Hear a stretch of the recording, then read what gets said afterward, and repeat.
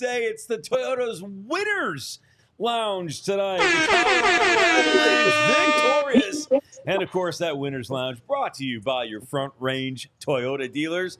It is the post-game show, and we love it because it's a big win. And Big E is with us. And, of course, the post-game is presented by Bet365, even though I did not win any of my Bet365 bets tonight. We're still a big fan of Bet365. E, glad to have you with us, buddy. You're phoning in. Gizmo with Rudo. The Colorado Avalanche come away with a victory in this one. It's a massively important 2 wins in a row and 4 points that I don't even know how to put into full and total perspective. But, Eric, the emotions of this one have to be big. Well, more Rudo, and they're streaking, right? Streaking! We're going streaking! Wait, are we doing that? I mean, thing, but am I taking clothes off, or? They didn't. Yeah, next one. Do I? Third one's a streak. Third one's a streak. So not right now. Yeah. So pants still on then, ear? Yeah, no. Oh. This is fully clothed. Next game, Rudo might take his shirt off. Wear the good underwear? Yeah, I'm just saying. No, it was fun. It was fun to watch, and obviously, hey, we talked about it in pregame. When you win, it cures everything, right? So somewhere, somehow, I don't care who you're playing. Rudo says it best all the time. You can only play the opponent that's in your schedule. Can't play anybody else. You can't make up a game. You got to play what it says. And no disrespect to the Sharks, and we all know that it's not the best opponent, but sometimes that's what the doctor has ordered, and it looks like Anaheim and San Jose are what the doctor ordered for the Avalanche right now to get back on the W column. Yeah, and I mean, I think, listen, we talked a little bit about a sloppy second period, and it was a sloppy second period, and it's not, that's not the kind of hockey that you want to see them play, but at this point in time, get away with victories where you can get away with victories. Focus on mistakes a little bit and then build off of them for learning purposes, but try to find a way to celebrate these wins. Yeah, I mean, let's be honest. Did the Avs play their A game tonight? No. Probably not even a great B game. I think quality defensive game outside of the penalties, but offensively, they spent 2/3 of this game sleeping and offensively at 5-on-5. And you know what? That's okay. It took your A++ game to beat Anaheim the other night because bounces weren't going your way. You were getting out goalied. You got refs were not on your side on some of those goals that shouldn't have been goals. Tonight, you go out. You were the better team, ultimately, even if you didn't play your best game. And it's a reminder to this guys that, they've won 2 in a row now. And it turns out you don't have to be perfect to win hockey games. You just have to be better than the other team. Thankfully, against the Sharks, better than the other team is not the highest bar in the world, and you've got 2 wins in a row. So it's a good night. The Avs should be happy with themselves. I'm sure we'll get into some of the negatives on this show, but overall, you won a game 4-1. Hard to complain. You won a game 4-1. You got secondary scoring from a couple of different guys. Yep. Colts continues to stay hot with 2 more goals tonight. You're taking a little bit of pressure off of your horses, even though Makar found a way to contribute again. I mean, you got great goaltending from Justus. I mean, it's a win tonight for the Avalanche. I don't know if I want to say easy win. The Avs probably could have made their lives a little bit easier with a better second period, but ultimately, in a conversation we'll get into, it's a lot easier to win hockey games when you get some saves, man. And it is tonight. I don't want to get into it. Yeah, you're right, but you're bang on. And guess what? Welcome to the NHL for some guys, in the sense that second period, all the penalties and no flow. That's what it's like to play on the fourth line, man. It's hard. It's hard. People don't realize it. It's just hard. So, there's no flow. You can't get your legs from underneath yourself. You're just cold. You feel out. You get out there. You don't feel good.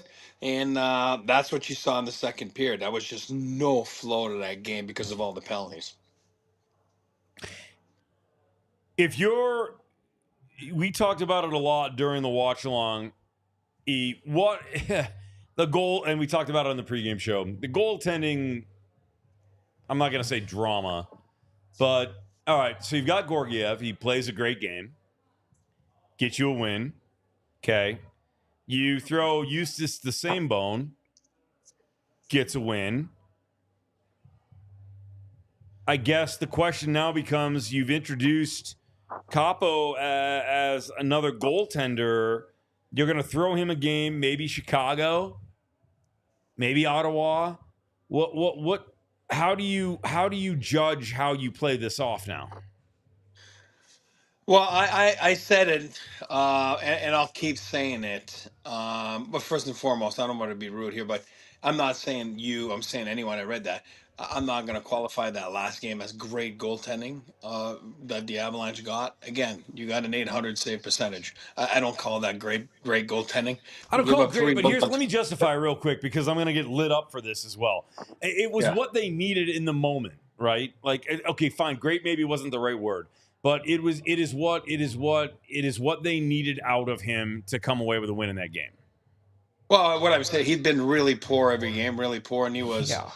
subpar. How's that? I don't know. I can't say that was a great game, but tonight that was a great game by the goaltender. So in my book, that's a great game by the goaltender. You give up one goal on what? What do you end up with? 28 shots, whatever it was. It's he gave them a chance to win the hockey game, especially when they got sleepy. What it does for me is it brings competition. We've been talking about it. Listen, they got Capo, whatever, Kakinen. The first game, fiasco. They pulled the trigger the next day on waivers on Kakinen. So it's not like, oh, it was a bad night. It's something that they've been talking about for a while. It's something that they feel they need, and we all know at the deadline last year they were trying to add to the mix. It didn't happen. They couldn't pull the trigger. Now what it's doing is it's bringing, and I just hope this Kakinen gets in there and plays well, because look what it did tonight to Eustace. He played well. You know what I mean? And it brings competition. And now he probably earned himself another star. Eustace goes in there tonight and he gives them what he gave them the two times this year that he got in, even though he wasn't a starter. He got in there, and it's the NHL. You got to be ready. I know it's not the most best way to get into a game. It's not. It's a tough way to get in, but he didn't deliver. Both times he failed. Tonight he passed the test. So I think that that's what it's going to bring. It's going to bring some competition. It's going to bring some healthy competition. Then they're going to have to figure out what they want to do. If Kakinen comes in there and all of a sudden he gets put in the position to succeed, like Ben Nar said the last couple of days, and he doesn't, I don't know where it goes. And the other two go well. Maybe he's the guy that leaves again. Kakinen. Who knows, right? It's going to play itself out. But what it does, it brings internal competition, and some guys crack under pressure of the competition, and some guys thrive. But yeah, I think Rudo said it before the game. I'm not sure who said it, but I was listening to pregame, obviously, and they're not going to have a three-man goalie rotation for the next 3 months. It's not going to happen with the roster spots, and yeah, if people don't realize that takes up a roster spot. But I'm excited for it. I'm excited to see what it brings. And if it brings what it brought tonight, I'm starting to feel better. I'm going to be honest. I think the Avs are in an interesting spot here. You, me, us sitting here, I think it feels pretty easy to play Annunen again. But the Avs have been pretty upfront about how they feel like they want to go with Georgiev and give him as much opportunity as possible. On the one hand, Annunen can't play much better than he did in this game. Right. A 962 save percentage, the first 900 of any Avs goaltender so far this year. At 5-on-5, he was great, even if he did not face very much against him. Only 16 shots on goal, against at 5-on-5. Does give up the one power play goal, but also played quite well through that second period full of penalties for the Avs. Yep. And at the end of the day, as much as I want to give him all the credit in the world, congratulations, you beat the San Jose Sharks. I know, but I get it. It's the same thing. The point I'm making about Georgiev as well. When you start off the season the way that you started it off with those two guys that, I'm sorry, literally couldn't stop a beach ball. It's true. You take the win. Definitely. It's not great, and I used the wrong word earlier. It's great because they got the victory. It's not great, but it's what they needed in the moment. Same thing tonight. Weather the storm on a second period when the opposition's pushing on you and they shouldn't be. It is what it is. I don't give a shit about the opponent. What I want is solid saves, results, do something to make it, do something to build your confidence and build team's confidence about you, and they'll play more loosely and do things better. And that's what you got out of Georgiev against Anaheim, and that's what you got against Justus tonight. And it's the right time and place because now you move forward and you just build on it, and their confidence is growing. It's like anything. You need little incremental victories to give them a pat on the back and a smack on the ass and be like, hey, good job. Well, look at the difference at the way the end of the game against Anaheim gets played. The Avs are selling out left and right to block shots. 100%. And I'm not saying that that's a bad thing, but you could tell that was a team playing, hey, we cannot give up another shot because we don't believe in our goaltender. Tonight, Annunen makes a couple of saves through that second period on the PK. You see this team start to say, you know what? If we give up a shot, our goalie's going to save it. We can maybe try to play a little bit more on the puck. That's my point. Yep. That's what I'm saying. I fully agree with that. So you can give me shit and say whatever you want to about where my takes are, but I've forgotten, I'll use the phrase from earlier, I've forgotten more about hockey than most of you will ever know. So you can chirp me if you want to, but at the end of the day, what happened in the last two games is exactly what you needed out of your goaltenders.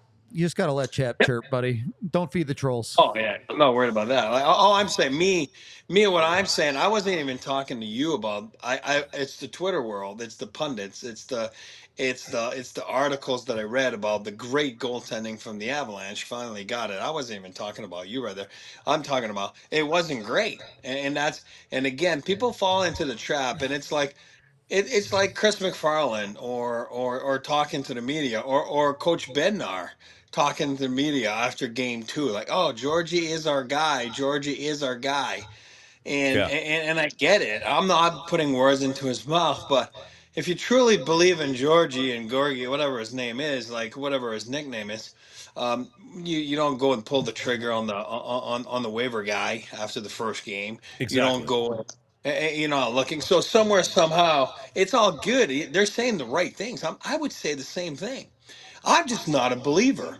And the numbers back me up. It's not just my eye test. The numbers back me up. Yeah. It's every 5-6 games. Like, it's not normal. It's not normal to come up with wins like you did all year last year.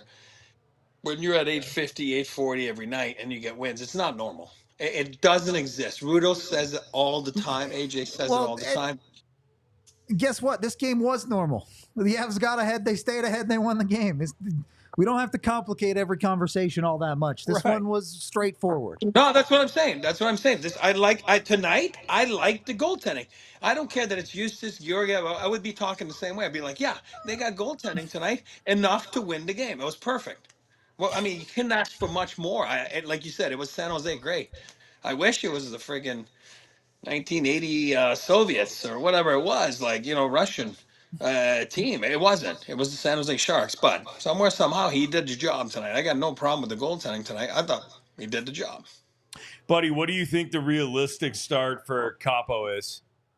Ottawa or Chicago? On the way back, yeah, I mean, I don't know, like the way he talked about it yesterday, right? It was more like it's not imminent, right? You know what I mean? Yeah. He'd been off for a week and probably hasn't gotten any shots. Or he did say that he skated, but who knows? I mean, was his neighbor shooting on him, or you know what I mean? It's a big difference, you know what I mean? Or actually, no, I mean, it might have been AJ. He maybe went back to Winnipeg to go shoot on him. But I'm gonna say first game back, depending on how things go this week. Obviously, the rest of the week. All right. We'll take a quick break and talk more about it. But speaking of goaltenders, by the way, Tiff, be ready on the horn. Let's go, Max Lacroix. Victory for Boston University last night. It was. I lost 12 pounds. I mean, I was pacing the hallway there, but it's funny because there was little Hayduke. I call him little Hayduke because they were all born within 2 weeks of each Yeah. other. And Merrick, that was at Avs development camp. He was the one that went down in the shootout there to. If he scored, then the game would have been over for Harvard, but he missed. He tried to do the Forsberg. It didn't go well. I was surprised. I wanted Merrick's got a great shot. I'm like, oh God, he's gonna go in and zip it. No, he tried something else, didn't work, and then B went down, scored. It was fun. It was really fun. It was exciting. Thank you. Proud of him. Make sure you give him a big hug from me, would you? We will. Good for Maxie. And hey, by the way, good for you. You lost 12 pounds yesterday, which put you in the positive column because you're on the UC Health Ready, Set, Go Challenge. You have faithfully said that you're going to lose a pound for every point that the Avalanche gain this year. And you are now, well, let's see, that's 4 pounds in the hole minus the 12. So you're okay right now. You got a little bit of leeway, but you're ahead of the curve. Fine.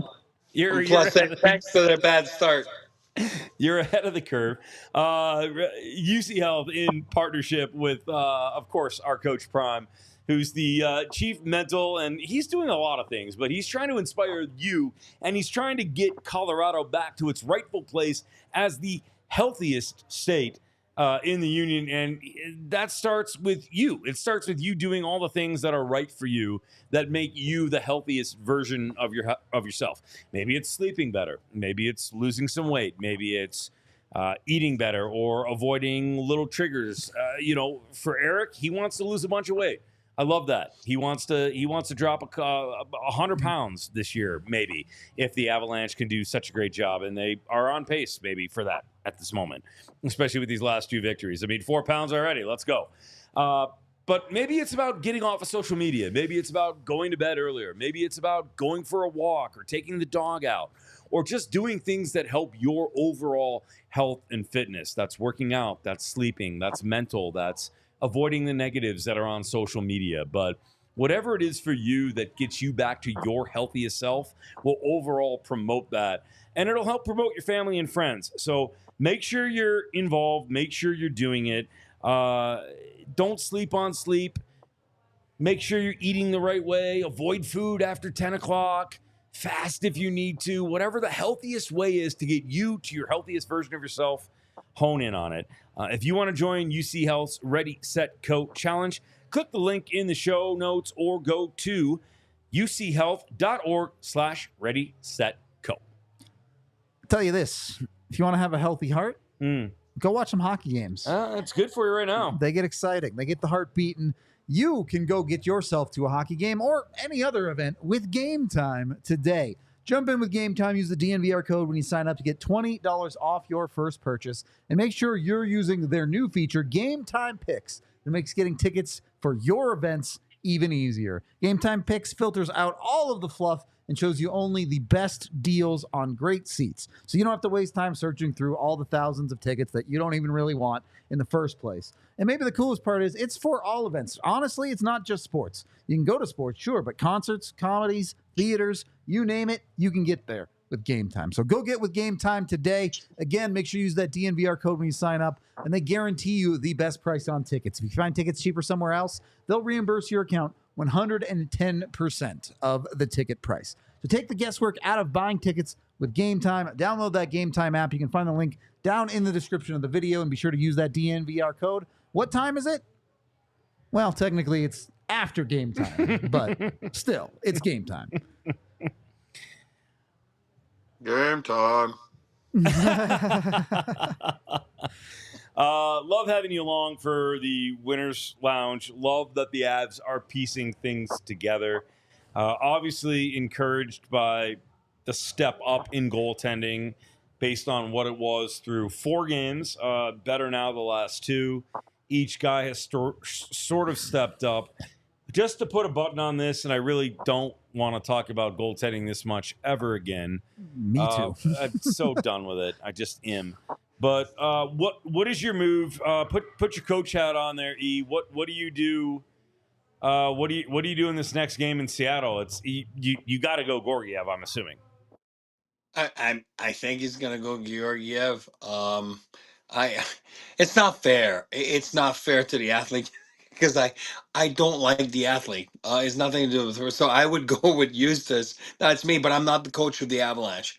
But is he gonna go back with with Georgiev? Yes. I mean, I would bet my hat on it. Okay, there you go. I'll sell it. I'll give it to somebody on chat there if it's not him. So I do believe he's going back to Georgiev, and he said it 2 games ago. He's our guy, so he's their guy for now. All right, let's switch gears. Button in the goaltending, all's good, wonderful, love it. Yeah. Super impressed by Ross Colton. Just super impressed. Way to step up. Way to take advantage of the step up, and then way to not fold underneath it. It's not easy playing on that line. You might think it is, and it's just gimmies here and there, but it isn't.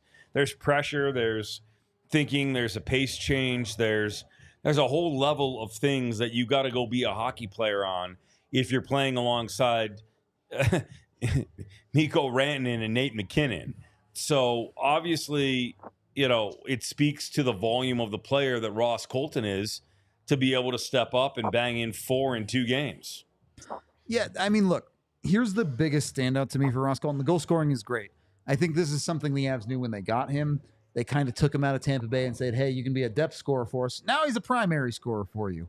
But the reason this is so important beyond just Ross helping this team win in the immediate, when you look at the Colorado Avalanche power play, this is a power play that often has a hard time not falling into old habits where they stick it to the perimeter, they play the umbrella. Makar feeds McKinnon for a one-timer, then he feeds Rantanen for a one-timer. And they just kind of do that back and forth. It gets a little bit stagnant at times. Ross Colton, in the middle of that power play, playing the bumper spot, understands what he needs to do to be an option for these guys and create a different look for their power play that he has reap the rewards of because he has such a high level of finishing ability that when they get him that puck in the middle, he can put it in the back of the net. Yep. And the reality is, at best, he's their 4th option on that power play. Yep. Every single penalty kill is going to the Avs are saying, don't let McKinnon beat you. Don't let Rantanen beat you. Don't let Makar beat you. Most teams are going to live with Ross Colton beating you on that power play. And guess what? He's beating teams right now. Opportunity knocks, right? You come jumping on it, and that's what he's done. I'll tell you one thing, Ross Colton. I think I was listening to Moj before the game too, because that's the feed I was listening. Of the game, and him and Riker were talking about Ross Colton talking about his line mates, missing his good buddies and line mates, O'Connor and Wood, but he's like, it ain't so bad to play with McKinnon and Rantanen either. It's pretty good up top. You know what I mean? Like, life is pretty good up top. Here's what I think about why it is the right call and why he's fit in so nice. Remember at practice last week, I remember Kovalenko was up there. I don't know. I'm not saying Nate McKinnon went to see the coach. I'm saying that I felt Nate McKinnon didn't like the look of their line with Kovalenko. It's nothing to do with Kovalenko. It's got nothing to do with the player. But I felt that he didn't feel that it was the right fit for them. And sometimes guys will be put in that line and they'll try to change their game. What Ross Colton has not done is he has not changed his game. He's stayed Ross Colton, and that's why it works, and that's why he's having success right now. Sometimes guys feel that they're gonna go play with the greatest player in the league, and then they're just like, "Oh my God, I got to be a dangler," and it's not. Remember the old cliche, right? When a crusher tries to become a rusher, he often becomes an usher, right? You know what I mean? Because you got to stay to what you are. And Ross Colton is a crusher. Ross Colton's a north-south guy. Ross Colton's a guy that's going to go and dig.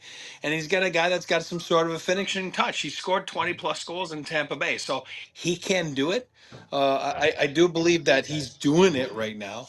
And I think it's pretty awesome, to see him getting some success. And it just shows, what it does is you jump on the opportunity. And, who knows, when guys are going to be back, Ross probably won't be there. You know what I mean? Which is okay. But for the time being, you've done the job and more.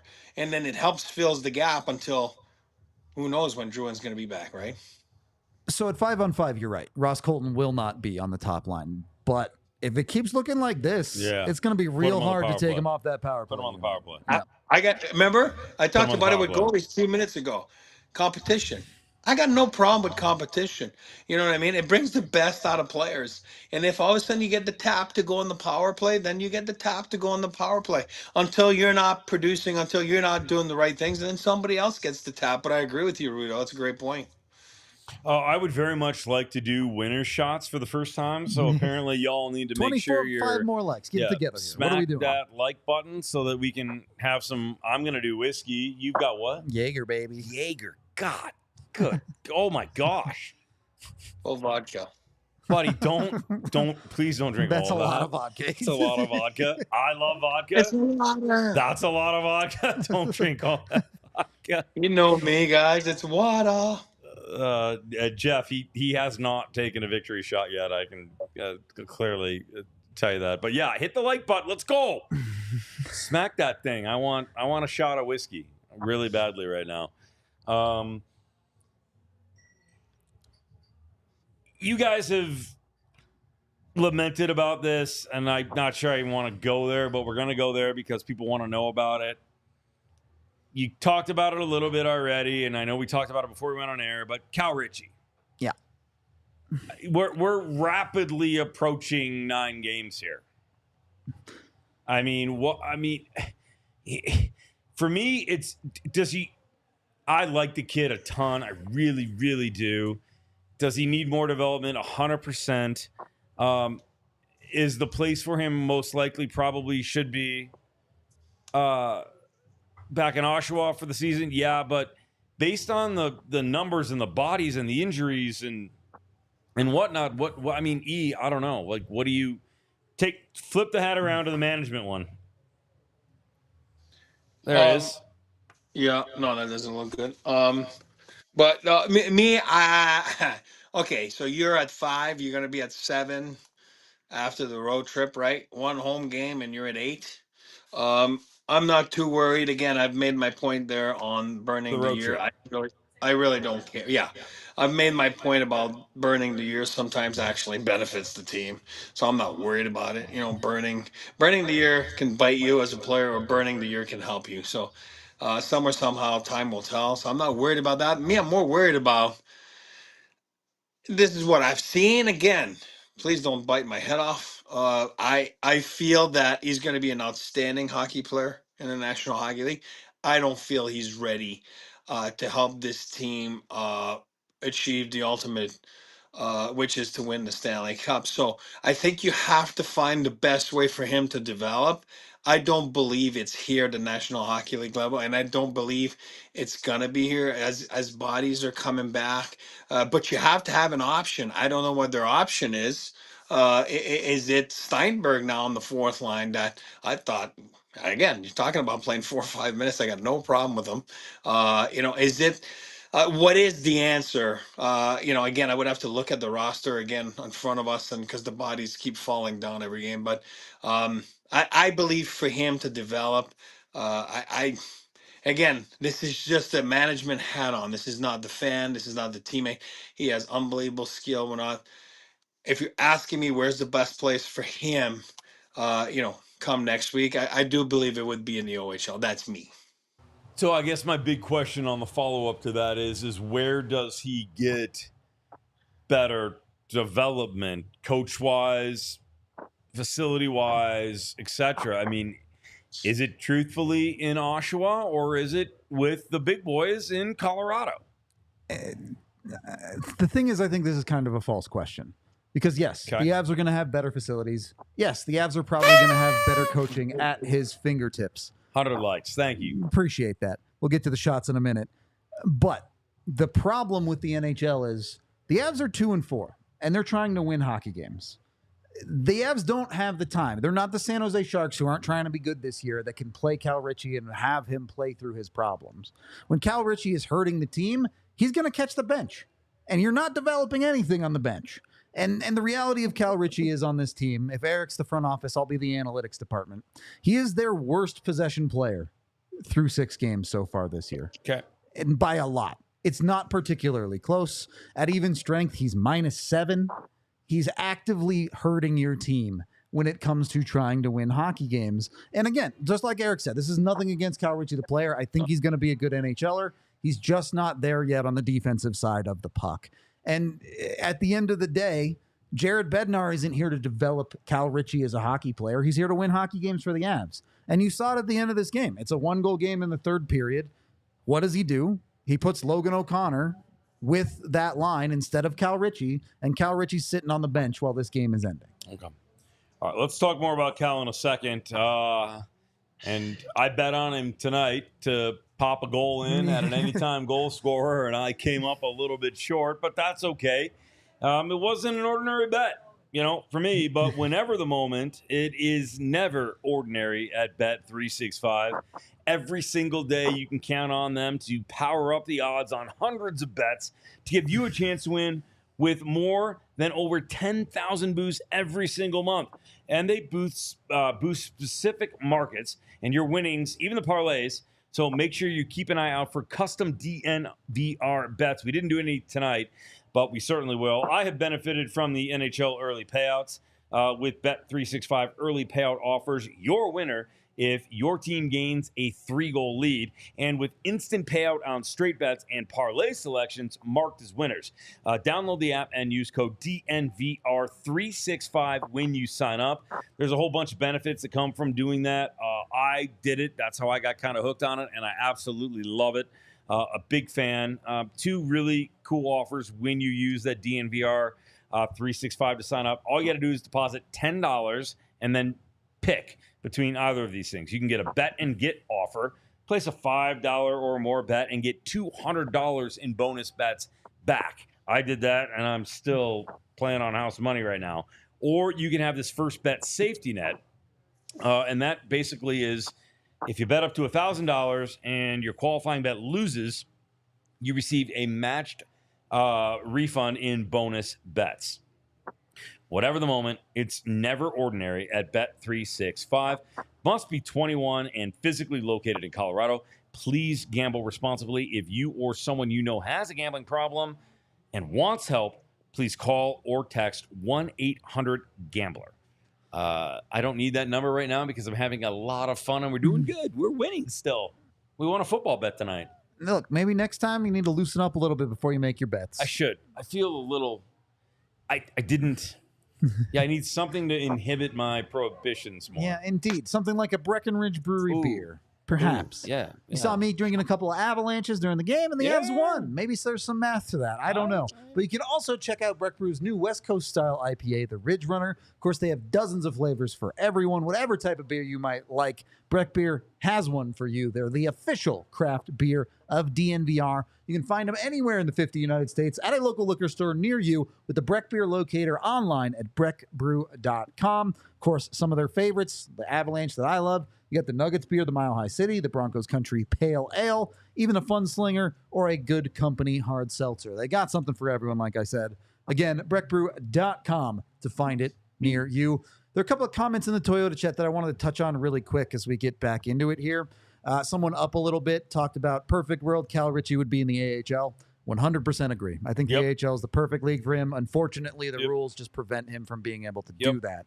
And then this other one here from Tim talks about what Ritchie can gain from the OHL. And the reality is, as a prospect for an NHL team, what you can gain is on you as a person.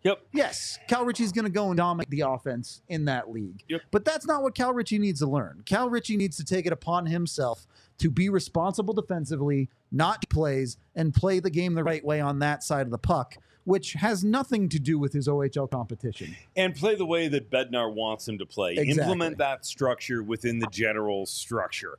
And I'm not telling Cal Ritchie to go against whatever Oshawa wants to play, because the systems are going to be drastically different and the pace of the game is different.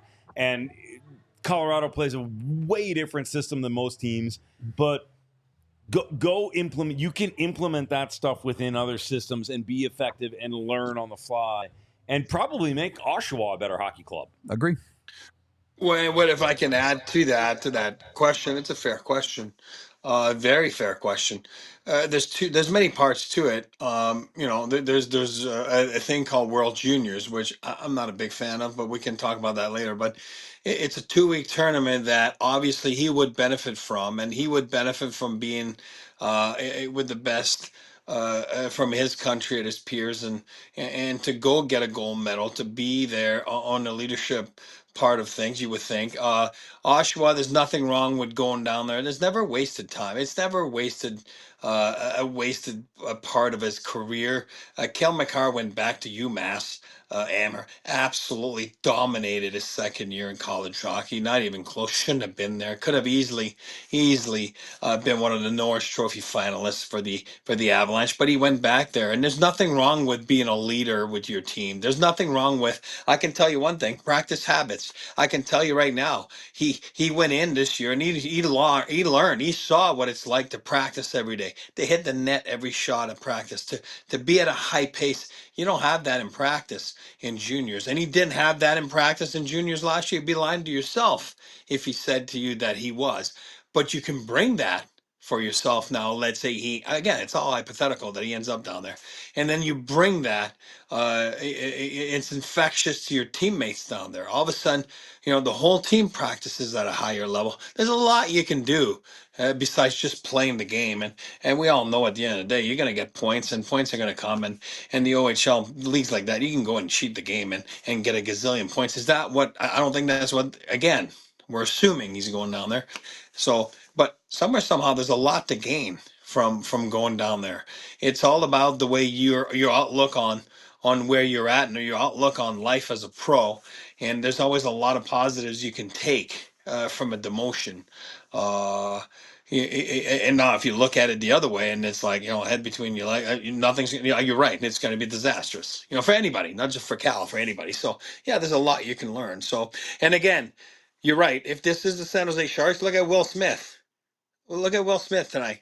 Probably the best college hockey player I saw last year. I'm a big Macklin fan, but we all know that somehow, Will Smith could have easily won the Hobie Baker last year. It hasn't been easy. It hasn't been easy for Will Smith. It's hard. It's a hard league. But Warsawski, the Sharks, can take an approach where it's okay, because they're learning on the fly, and they're not expected to win. And he was a scratch last game, and this is how they're going to do it with him. A little bit like Leo Carlson and the plan that they had in Anaheim. Was it last year, right? You know what I mean? Always going to play those 3 games, sit those 2, and there's no time for a player like Cal Ritchie with the Avalanche right now. There's just no time. It's a different preparation when you're not expected to be a top tier team. The Avalanche are a top tier team, so his situation is different than, let's say, Will Smith. I mean, does he view it as you mentioned it earlier? Do you think in his mind, if he goes back to Oshawa, he's viewing it as a demotion and as a negative? Is that where you think he's at mentally? Oh, I mean, if I'm his again, we're hypothetical, but if I'm his agent or if I'm the player, at the end of the day, oh my God, what a great experience you got to live the last 2 months here and since the summer and everything, and now it's time to dig it in. It's all part of the process. It's all part of the preparation for you to go and you go and do it. And if you can't take that, then, and not Cal, anyone, if you can't take those kinds of situations, then you're not going to have a long career in the NHL. It's not about babysitting in the NHL. It's about results and about being ready when the time comes. Yep. You move on from this game a little bit. The power play for the Avalanche has been good. It's had moments of greatness. It has. And then it's had moments of, okay, we're a little discombobulated. Where do we take special teams tonight? Because I thought it was okay tonight. It wasn't great. I actually give special teams a check mark tonight. Okay. They do get the 1 power play goal. Fine. Okay. Yeah. Don't love that they didn't score on a 5-on-3. That's where I was kind of going with this. Fair enough. But you go on, your PK gets the job done tonight. They get scored on once. They end up killing. They're a 5-on-3 they have to face of their own, and then a handful of other power plays. And a lot of that is Justus playing well behind him. Okay. But a job well done for a penalty kill that went from one of the worst in the league coming into tonight to small sample sizes, they're going to jump up a ton of spots. Yeah. I will say special teams is an interesting thing because the special teams themselves performing well is great. But the fact that you had to roll your PK out there as often as you did, not so great. The power And you're play. right. You're right, Rudo. Right. Yeah, go ahead. Yeah, you're right. Yeah. The 5-on-3. Remember we say the no-nos all the time. 5-on-3. Avs don't capitalize, but you're right. They got reneged because San Jose score on their 5-on-3. So somewhere somehow that becomes a wash. You're right. You just talked about it. Justus made the big saves on the PK. You know what I mean? So somewhere we won the special teams battle. We talked about it on hockey and the Rockies gives before the game.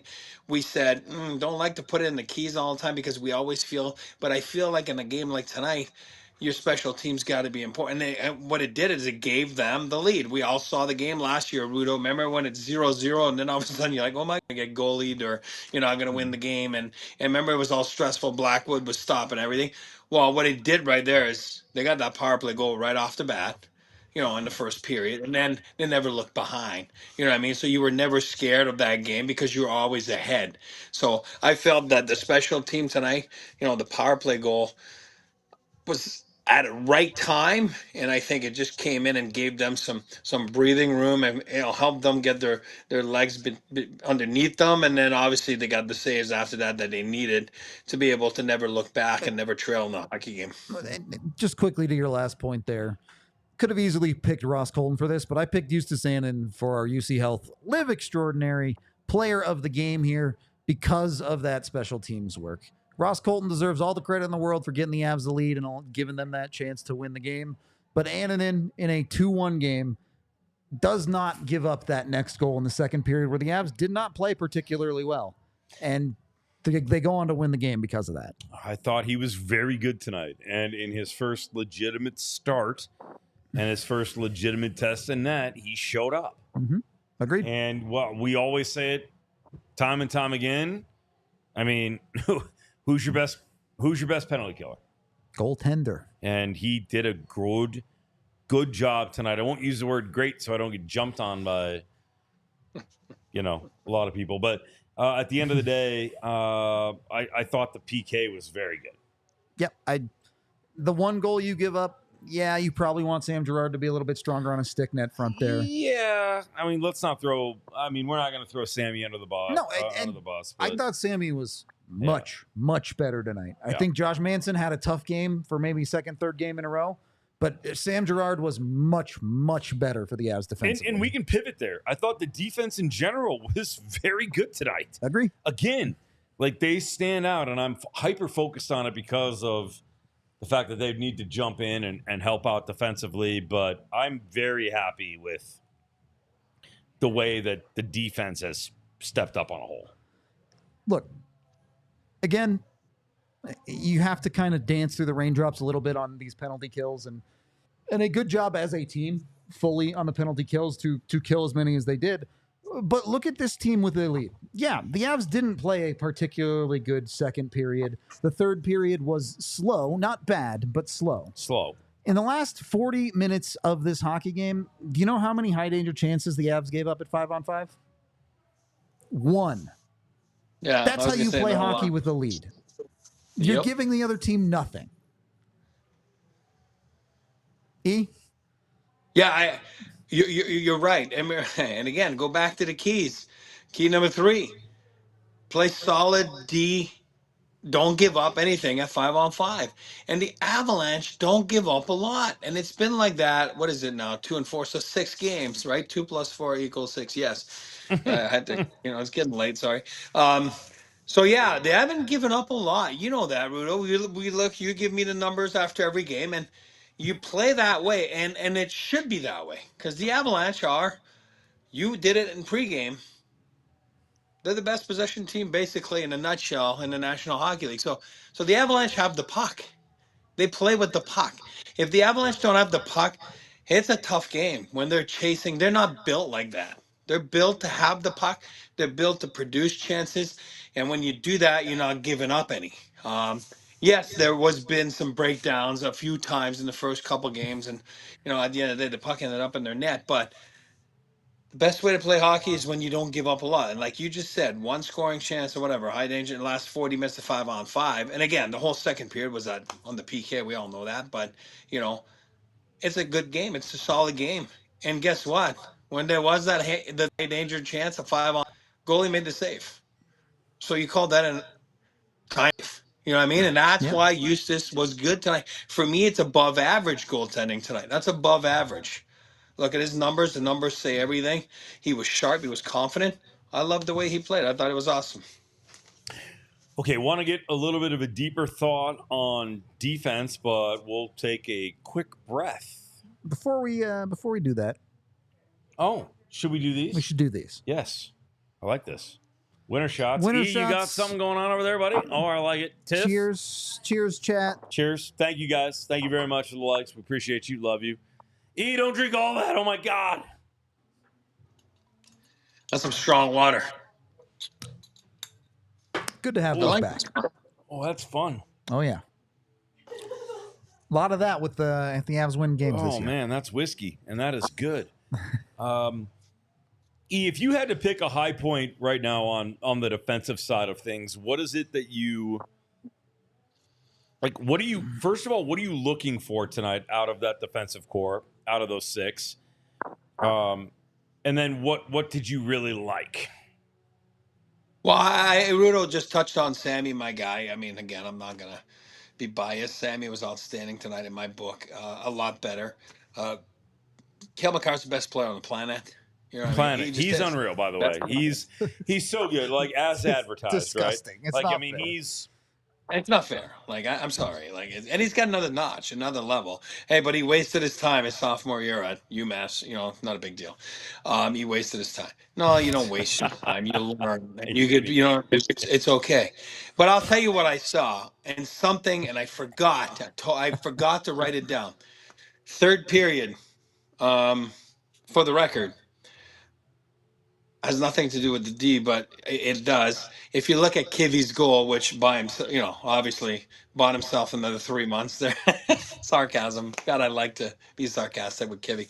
But what a goal that was. That was an opportunistic goal, right? You needed some different secondary scoring. We talked about it before the game. You get it right there. But go back at that play. Ludwig gets it. I tell you one thing, he just zips it to Manson across. Yep. What an NHL pass. And it's hard, it's confident, and then Josh didn't have his best night. You know, he'd be the first one to say it, but makes a great play to Kivy there and they score. But I'll tell you one thing, in the second period, John Ludwig, we're just getting familiar with him, right? You know, 30 career games before coming in. All of a sudden in the second period, because they were going down to the right, so that'd be second period, there's a puck that gets out of the zone, and I tell you one thing, the big rig is going. Like, he's just started, and he's jumping up on the play. And you can tell he's never, like, jumped up on the play in his career in the NHL. He's never crossed the red line. You know, but he's still like, hey, here with the Avalanche, we jump up on the play. We activate. And it was unbelievable to see because you could see that these are such a big – look, he's a big rig, right? He just goes like, whoa. He was gone. Nothing happened. I want to say it's like an 8-minute mark. We'll try to look at it tomorrow, but to me, it jumped up at me right there that it's like, hey, this is how we play here.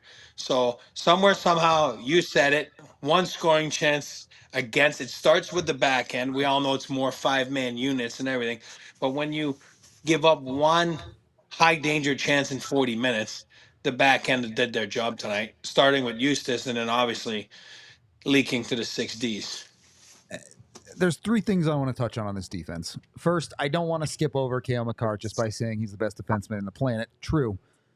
Do you know who has the most assists in the NHL right now? It's Cale Makar. Cale Makar. Do you know who's tied for the most points in the NHL right now? Cale Makar. Is it? It might be Cale Makar. Is it number 8? Now, how'd you know? Crazy. Man. The next closest producing defenseman isn't even in the same ballpark, man. He's just on a completely different level. And yeah, sure, 1 point gets an empty netter tonight. He also had 2 other critical assists in this game. He's just different. And him leading the charge opens up the opportunity for other quality plays. Eric talked about Ludwig's zipping that to Manson. Guess what? Manson didn't play very well tonight, but in the NHL, you cannot be a black hole. having a bad night does not mean every shift has to be bad. Manson finds Kiviranta on that play. The Avs defense is an important part of their offense too. It's part of the system for Colorado. And then the third thing tonight, I think the most important thing for this defense, the Avs are finding flexibility in a decor with guys like Calvin DeHaan. Josh Manson was not that good tonight. Sam Malinsky was not that good tonight. DeHaan gets elevated up that lineup, has a good shutdown game for the Avs defensively, and helps them not give up that next goal and allows them to hold that lead for the entire night. I was proud of him tonight, and whatever, everyone, it's very clear that I'm a fan of his and that he's a friend, but I will tell it how it is. And when he makes mistakes, if he does make mistakes, I will call it out. But I was proud of him tonight, and I'm proud of the effort that he's brought the last few games. And I can tell you that he wants to be a big part of this. He does. He sees what it is, and the fact that he's selling out. I mean, I go back to that last game against Anaheim in those final few minutes. I mean, he must have blocked. I don't even know how many shots he blocked. I'd have to look it up. He's throwing his body out there. He's sacrificing. That is total commitment to the team. And that's the kind of stuff I love. So, yeah, major props to Calvin DeHaan for stepping up. Yep. And the numbers back it up, too. They back up. Right. Well, I want to befriend Makar. So I do. I want to befriend him because he's the best player on the planet. He does. Buddy, he's the best player on the planet. I'll say it again. He's the best jersey. I heard he has planet. a 28 jersey. I know, let's not be confused here. 25 there. 25. That's sorry. 25th. Yeah. Sorry. I knew that. I didn't know that. Yeah, 25. Yeah. No. I'm 28. This is 25th anniversary jersey that they gave. Oh, okay. To So Max. I was right. All right. Don't mess with me. That's my dad. It was for my dad, but he wasn't there, so they gave it to Max. So whatever. I'm 28. He's just like rethinking his I'm not entire that life bad. just I'm like, wait a now. minute. He's like, wait a second. I like Logan O'Connor. I do, but this is not why. This is the 25th anniversary jersey. But Cale Makar's the best player on the planet. Yes. I think that the positives are way bigger than the negatives. Yep. And I think that you got off to a rough start.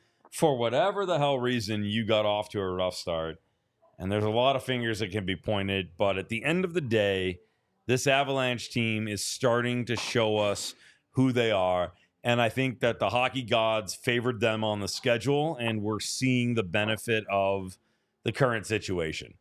Like, you got a couple of easy fucking tap-ins with these last two games. Take them where you can get them. Fine. It built your confidence. That's wonderful. But now you've got a challenge in Seattle. So you're going to have to put your big boy pants on and culminate the last, 6 periods of hockey and do something good. Yeah. Look, you should feel confident. Yeah, you need to sit down and probably go through the film room in that second period and say, hey, we got a little bit away from ourselves here. Yes. But you look at a top line that provided you 2 goals tonight, one on the power play, one at 5-on-5. You look at a depth forwards that provided you a critical insurance goal. That's your fourth line going out there and just outworking a team to get you an easier win tonight. And then really, as much as I didn't love the second period, the third period of this game is a clinic on how to play a game with a lead. The Sharks in that period, at all situations, that's not true. At all situations but 6-on-5, they only mustered 5 shots on goal before the goalie pull. 0.1 expected goals for. The team trailing 0.1. The Avs generated 1.5. They were the better team in that period by a significant margin, even if they weren't playing that high octane style that we're so used to them seeing. So you need to take that and go into the future, go into the Seattle game and say, hey, we can beat these guys however they want to play. You want to play fast pace? We can do that. You want to slow things down? We can hang with you with that. Colorado's a good team. They should be able to do this. It's nice to get some reassurance that they can do it. Especially, I don't know if you saw the Seattle, was it last night, the win? Friend of the show, Joey Decor, rushes to the pile and completely misses it, And maybe we can show that before the game, next game. Oh, that was funny. He just tried to jump in the pile and completely missed it. Whoop, right on his butt. Yep. Seattle's weirdly been starting Grubauer a lot, so we'll see what they decide to do with that. But a team that maybe not as easy as San Jose, but should be beatable for Colorado. What do you Yeah, and then feel? what? Yeah, sorry. Go ahead. Go ahead, buddy. No, I was saying then you make it 3, and Rudo says that 3 you're streaking. Frank the Tank, Frank the Tank, Frank the Tank. Well, I think the next game might be one of the most. Yeah, I think the next game might be one of the most pivotal and important of their early season because it's going to really give you a barometer on where they're at. Okay, you expected wins against Anaheim and San Jose, even though they were questionable based on your previous, start, which was terrible. But how important is the game against Seattle? I mean, we're taking it in. You said it from the start. We're taking it in 5-game segments. So how important is the game against Seattle at the Climate Pledge Arena in a day? Yeah, and then you break it down into the road trip, and Rudo's the best at that. You know what I mean? He broke down the homestand after they won. They lost that game. He's like, oh, they've already lost the homestand. Well, take it road trip at a time, right? You win the next game, you've won the road trip, right? You know what I mean? So all of a sudden you're 2-0 on the road trip, and if you end up losing the last one, you're 2-1. So there's positives, and I'm not saying you should lose the last one, but those are pivotal moments. When you go on the road like this, and you do win the first one as you're expected after playing an outstanding game at home, the last game of the homestand, and obviously finding a way to win by clearly being the better team and clearly played your best game of the season. So all of a sudden you're at 2 right now. Then you're going into like you said, Seattle. Go play the game the right way. You should come out on top. I would bet my hat again this for the second time tonight that the Avalanche are going to win that game. They're going to start to, and again, go back to the first 2 games. First 2 games were not that bad. They were good. They just didn't get goaltending. It was poor. Next thing you know, if you put those 2 in there, you're at 4-2. Give the other 2 losses. One of them was bad, and one of them was whatever. It was what it was. So somewhere somehow it's not that bad. They haven't played that bad despite. Forget about the main 3 injuries. You're talking about Taze, Druin. I mean those are Wood wasn't there, right? Woody's missed 1, right? Yeah, he has missed 1. No, he has not. It doesn't matter. They're missing bodies at all times, and somewhere it hasn't been that bad of a start. It was bad in the wins and the losses column. Yeah, disastrous. Franchise record. Tying record from 97, 98. So it's bad, but the numbers say it wasn't that bad. It hasn't been that bad, but you're right. That next game is pivotal to make sure that my point is proven. I'll let Eric overthink this one. The math is very simple for me. Are the Colorado Avalanche over 500 with their record? No. Win your next game. That's it. I agree. You got to get back to the place that you should be. If you believe you're the team that is good enough to go on a deep run in the playoffs, if you believe you're a team that is in their cup window, you cannot take being under 500 and be okay with that. Yeah, you got 2 good wins. Cool. You feel better about yourself. Cool. You're still in a 2-game hole. Go out there and win the next game. That's it. Right. Do you think that this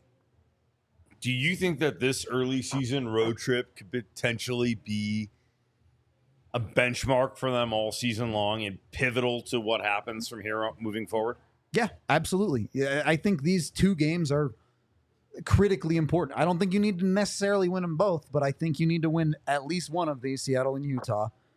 And really, unless you show well in both of them, if you show well and you lose, it happens. But their mindset should be, we need to ace this road trip to make up for a bad homestand. You get that, you're back to 4-4. Great.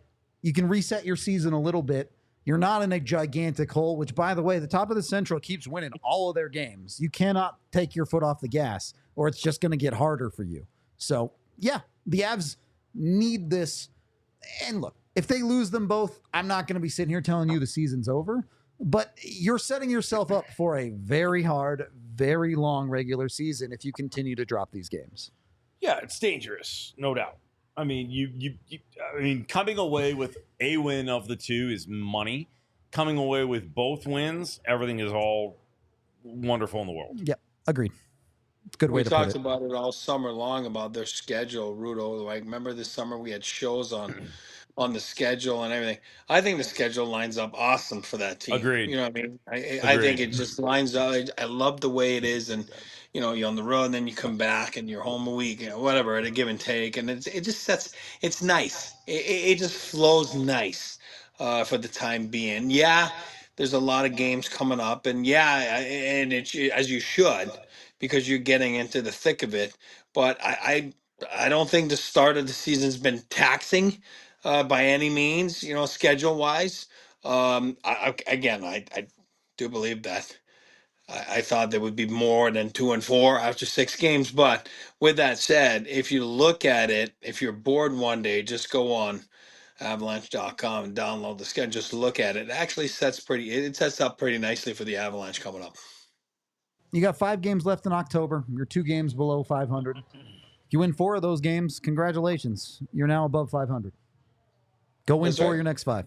I know you can only do it one at a time, but you got to look. One at a time. We do have one super chat here from Rugby Prof, $5, who says, don't care that it wasn't pretty. They won, and defensively, they were strong.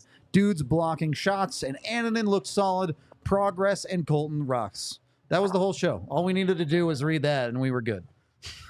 That's it. Didn't even need to sit here for an hour. Just totally crushed it.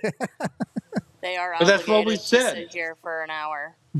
We are That's what we obligated said. to sit here for an hour. And we love sitting here for an hour. It's And a I good love time. talking with all of you. That will wrap it up. Avs win this one. So good. Rudo will have his reviews. Yep. I will have a story. E, you're the man. We might be home before midnight tonight. I know. Incredible. How about that? E, buddy, real quick, how stoked was Maxie last night? That was good. That was fun. I think the boys were. You know what? The guys were stoked for him, so that was fun to see. You're like, all right, maybe they like him. Maybe he's a nice kid. You know, so it worked out good. Max Lacroix is probably the greatest human being I've ever met in the entirety of my life. So I was very excited to see him win last night. It was cool to see him do the I don't even know what they call it anymore. Is it a thing? Is there a name for the thing at the end of the It's game like when he goes to the glass? Like, is that a thing, or is there a It's name a thing for that? Yeah, it's at VU for the dog pound. They call that the dog pound there. Okay. So they're all waiting. So yeah, Love it. I'm not sure I like that part, but whatever. Well, whatever. He earned it. It's great. You're a good dad. Rudo knows I don't like that. You know, That's all all good. right. Boring hockey man. Live it up. Live it up. All right, P, thank you so much for staying up late with us. Tiff, you're amazing. Love you. Rudo, good stuff as always, buddy. Virtual nuts to you there, E. And thank you all for sticking with us and watching along and hanging out for postgame. Huge, huge victory for the Colorado Avalanche for a lot of reasons. They've got to park the bus, put it in get on the plane and head out and do this again, because this is a team that now can go on a roll and change destiny for themselves a little bit. Thanks for watching. We'll be back with you tomorrow. Yep. It's 1:45 tomorrow. We'll be talking off-season stuff. Well, not off-season stuff, but off-day stuff. I imagine we'll probably dig a little bit deeper into that goalie conversation, but we'll see. And then, of course, we'll have Seattle for you as well, which will include the pregame. We'll have the watch-along and all of the fun things. If you are not otherwise inclined, please come down to the DNVR bar. Watch along with us here. $4 shots, great food, incredible deals. Make sure you are subscribing. Make sure you are liking. And if you are not a diehard yet, get in on that, because there's a lot that comes along with that. That's it for us. That's We're going to it. go to bed. Bye, everybody. We all silly like the mayor.